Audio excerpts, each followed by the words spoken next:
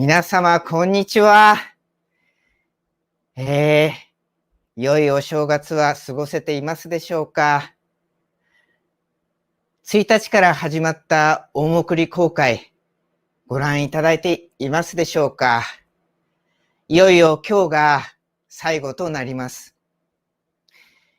この間お話しした通りですね、この劇場用長編7作品は、これから一人一人がどのような方向に向かえば持続可能な社会へ移行できるのか、その道筋を描いたものたちです。で、その中でもですね、これから医療の方向性はどういう方向へ向かえばいいのか、そして生き方の方向性はどんな方向に向かえばいいのか、そのことを描いた映画がリーディング、エドガー・ケイシーが残した人類の道筋という作品です。実はこの映画をご覧いただくとですね、今起きてる出来事がチャンスに変わるんですね。例えばなんですけども、昨日、東京都の小池都知事が、非常事態の宣言の発布を促されました。で、これは西洋医学の考え方ですると、どうしてもそれはその通りになっていくんですけども、西洋医学っていうのは一つの療法に過ぎません。もともと戦場で生まれた療法で、対症療法です。症状が出たらそれを消すということが大きな目的ですし、悪いことがあったらそれを取り出すということが大きな目的となります。ですがですね、健康っていうことを全体的に見ていくと、西洋医学は得意とするのは緊急医療です。それ以外の見方にたくさんの健康の見方があるんだって気づくようになるんですね。で、例えばですけども、この映画リーディングで描かれているのは、エドガー・ケイシーという方が残したリーディングが元になっています。で、この見方でするとですね、今のこのコロナのことっていうのは、大きな飛躍のチャンスであることがわかります。今この時点で、全世界でもうすでに4700万人以上の方々が治っています。コロナに感染したとされる方々のその中で、なんともう4700万人の方々治ってます。日本においてもですね、20万人以上の方々が治ってるんです。で、なぜ治ってるのか。薬やワクチンじゃないですよね。自分の体の免疫が治してるわけです。免疫力を高めるチャンスであることが分かってきます。で、この免疫力っていうものを知るとですね、すごい力があることがわかるんです。コロナとかですね、これ抗原と呼ばれますけども、この抗原が体内に入ってきたときに、抗体っていうのを作り上げるわけです。体内で。なんと3000万種類近くの抗体を作り上げます。これ、すごいことが体で起きてますよね。で、捉えて、熱を上げてですね、それが体から排出して、もう症状として出なくなっていくわけです。免疫力を上げていくチャンスなんです。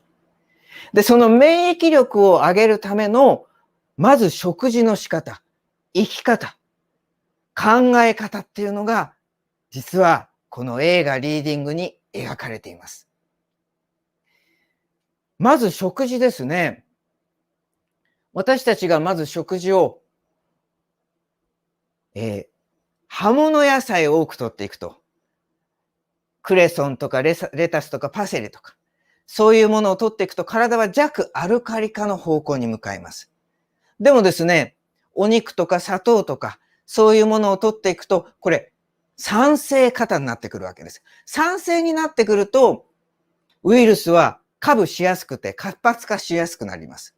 ところが弱アルカリ化の食事をし始めると、ウイルスは活性化しづらくなってきます。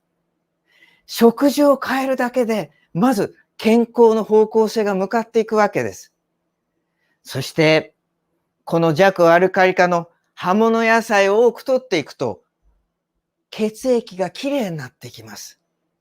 がんとかになっても、逆にですね、血液のクオリティが上がっていくことで、がんが発症しづらくなってくる。もともとがん細胞なんかも1日に4000個から5000個生まれると言われています。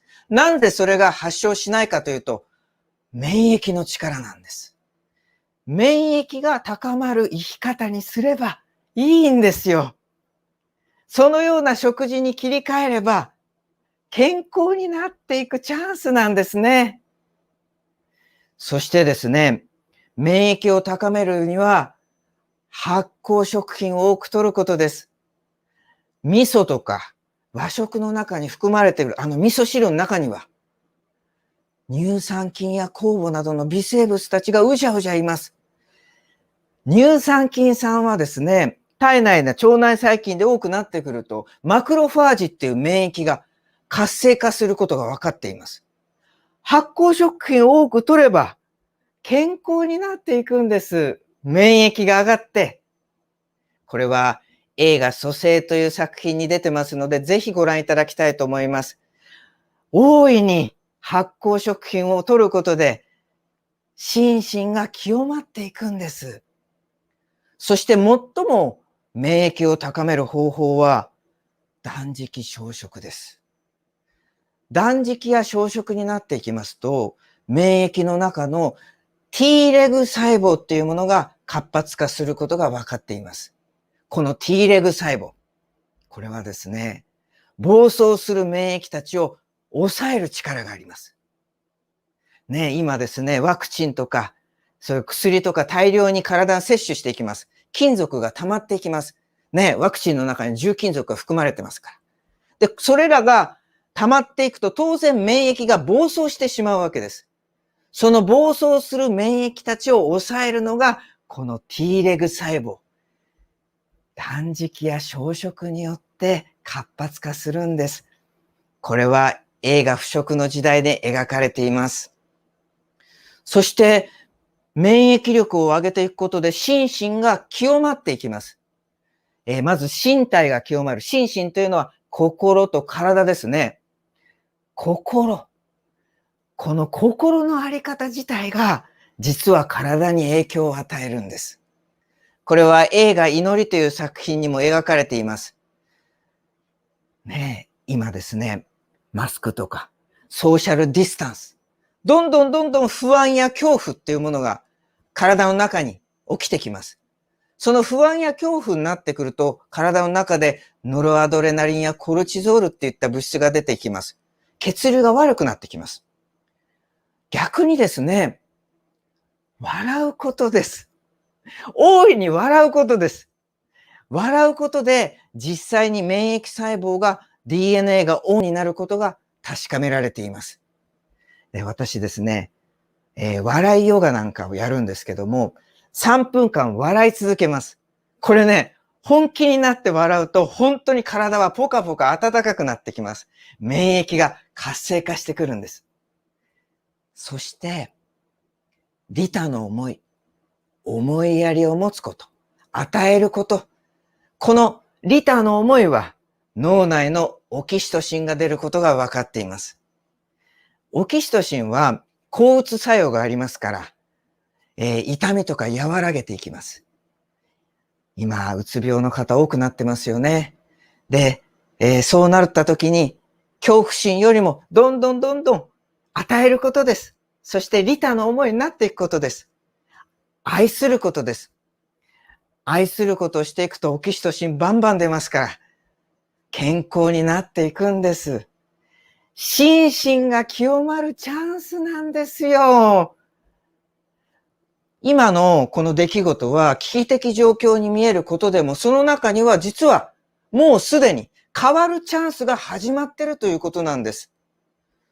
そして映画リーディングではその先にあるものも伝えています。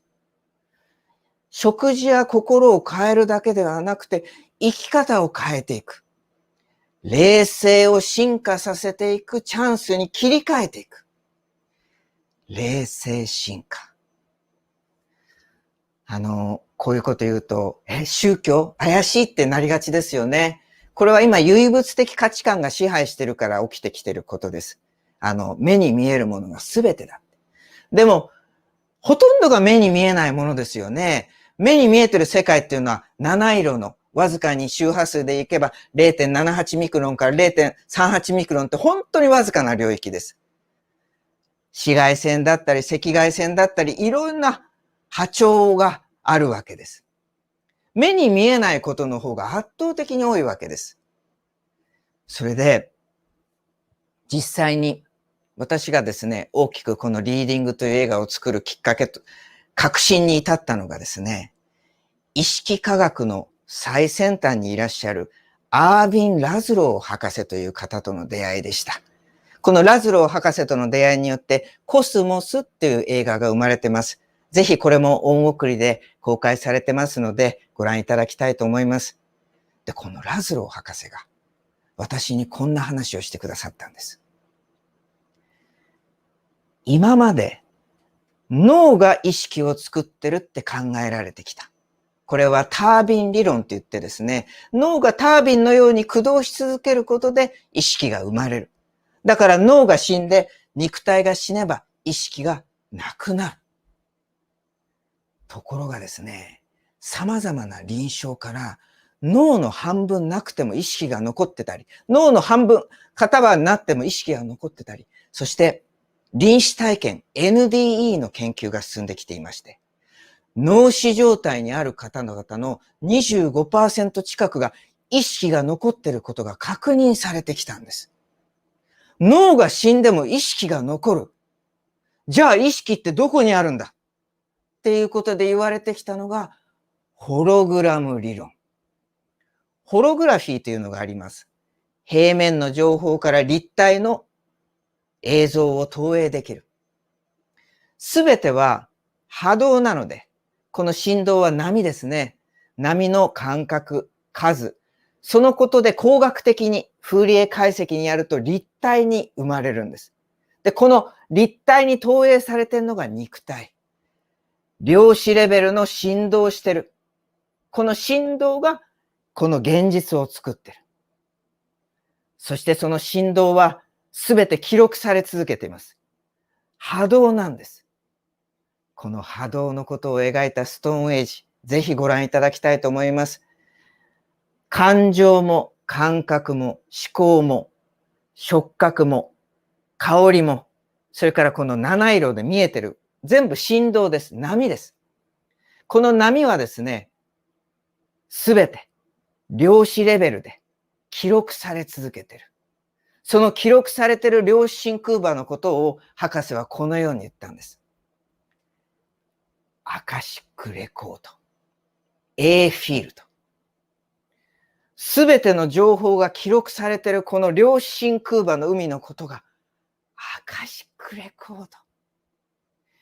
まさに映画リーディングの主人公、エドガー・ケイシーという方が情報をアクセスしたことです。そうです。そのアカシックフィールド、潜在意識を通じて私たちはつながってます。そのことをキャッチする。すべてが記録されているその情報の海。ここにはですね、私たちの行いがすべて記録されています。感情も感覚も思考も観念もすべてです。このフィールドでは、蒔いた種は必ず刈り取らなければいけない。どんなこともそこに記録され続けます。他者を殺める記憶はやがてその量子真空場に記録されて身体の内分泌を通じて自分自身が受け取ることになってきます。逆にですね、他者に対して愛や敬意を向き続けることはやがてそれは自分が受け取ることになるんです。与えていくものは自分が受け取るものです。それは同時にですね、いいこともそうなんです。どんどん愛や敬意、祝福を送り続けることは自分自身が受け取っていくことになっていくんです。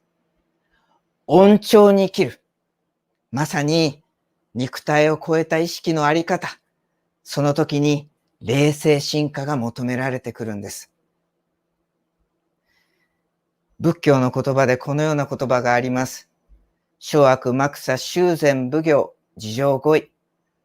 もろもろの悪いことはしてはいけない。もろもろのいいことをするんですよ。すべては自分を清めることですよ。どんなことも自分が受け取るようになります。だったら、どんどんいいことをしていくことです。それはやがて自分の魂が受け取っていくことになります。で、他者に対して愛ってなかなか難しいですよね。まずは自分を愛することができなければ、人を愛することはできません。私は映画蘇生2という映画、これね、ぜひご覧いただきたい映画なんですけども、2019年に劇場で公開されました。この映画がですね、公開の時になかなかお客さんが集まらない逆風の中での公開でした。それはですね、まず放射能のことも伝えてはいけない。NG ワードです。それから、東京オリンピックのことがありましたので、そういうことは伝えたくないっていう事情があります。で、そんな中あの映画を伝えるので、大変勇気がいった映画なんです。で、そんでですね、お客さんを少しでも多くの方々に来ていただきたいと思って、私は2019年の8月に連日のようにいろんな講演会に顔を出しに行ってお話をさせていただいて、少しでも多くの方々に映画をご覧いただきたいと思いでですね、頑張ったんですね。そしたらですね、咳がこみ上げてきて、で、公開が終わってから高熱にうなされちゃったんですよ。で、私その時に反省しまして、いつ頃から自分の体がこういう体調おかしくなってきたのかっていうことを身体を見つめ直す機会となりました。で、それで自分で内省して気づき始めたのが、ちょうど2019年の7月ぐらい、このね、溝落ちのあたりになんか違和感感じたんですね。肺の下の方です。で、実際にエネルギーが落ちると感染しやすくなってきますから、自分のエネルギーが落ちた瞬間があったんだなってことに、その時に内省して気づきました。で、何がエネルギーを落としたのかってことを自分自身に問うてきて気づいたんです。自分を愛してなかった。人のこと、自分のことは差し置いてどんどん世のため人のためって頑張りすぎちゃったんです。頑張って自分のことをさておいてきちゃった。自分を愛してこなかったなって気づいたんですね。で、気づくだけで少し身体って変わるんですけども、実はその後に、私が脳腫瘍を乗り越えてきたセオリーがあって、白鳥式ヒーリングっていうのがあるんですけども、その講座がありまして、3日間の集中講座なので、もう自分のことはさておいて、もうとにかくそこにいる人のために捧げなくちゃっていうことで、やった3日後にですね、もういよいよ高熱で咳が止まらない。で、その時に私は本気になって自分を愛するという行動をし始めたんです。まず始めたのは、Facebook、ブログ、メール、携帯、それらを全部シャットダウンしていきます。情報断食です。いつの間にかね、こういうものたちに体を、心を痛めてきました。それを全部シャットダウンして、自分を愛することだけに専念したんです。まずね、自分の身体にいたわっていきました。よく頑張ってきたねって。よく頑張ってきたって。それから自分のありようをいたわりました。よくやってるよって。君は偉いねって。そして私の容姿を愛し始めたんです。私はね、実は自分の容姿が嫌いで、例えばこのおでこが広いので、よくハゲだっていじめられたんですよ。これが嫌だった。でもね、このおでこが好きになりました。かわいいよ、おでこちゃんって。それからね、この目、離れてる目が嫌だった。その目が可愛く愛しく感じるようになってきたんです。かわいいよって。で、自分をですね、好きになってきて、どんどん自分が好きだよ、自分が好きだよって思い続けたときに、胸の奥がじわーっとあったかくなってきて、涙が溢れてきて、咳が止まったんですよ。私はこの時に気づきました。自分を愛することができて、初めて人を愛することができる。その自分を愛することの先にあるのが、ルーツを愛することです。自分のルーツを愛することができると自然と自分は力強くなってきます。そのことを描いた映画、ルーツ、ヤマトとユダヤが手を合わすとき。この映画ですね、来週の1月9日から10日まで大阪シアターセブンにて公開されます。ぜひともご覧いただきたいと思います。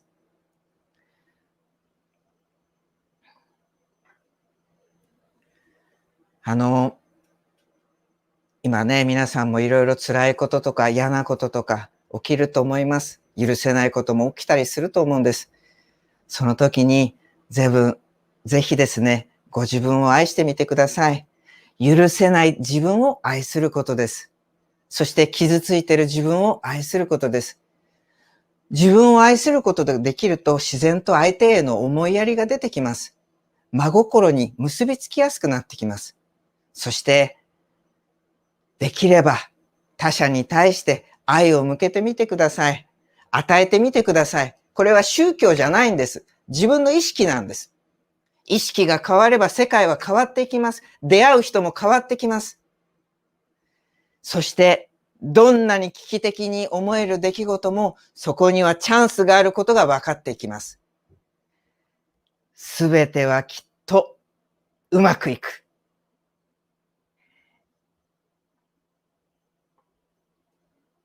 それでは皆様、次回1月10日21時よりお会いしましょう。お元気で。